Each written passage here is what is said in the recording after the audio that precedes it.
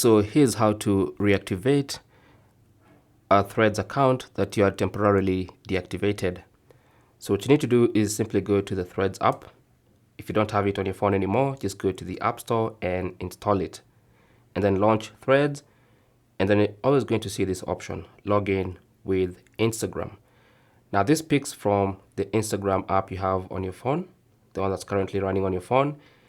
And if you have multiple accounts signed in, you can just tap on switch accounts. And you can choose from the different accounts you have signed in to the Instagram app with. Now, if you have just one account like most people, just launch the Threads app and you should see this, and then just tap on the Instagram icon and it's gonna log you back in and reactivate your account. It's as simple as that. Reactivating your account is simply logging back in. So let's just give it a moment to populate the feed. Nothing has been deleted. All your account data and everything in your Threads account should be intact if you did a temporary deactivation.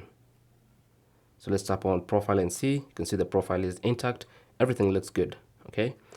That's basically how to reactivate your Threads account. Thanks for watching and good luck.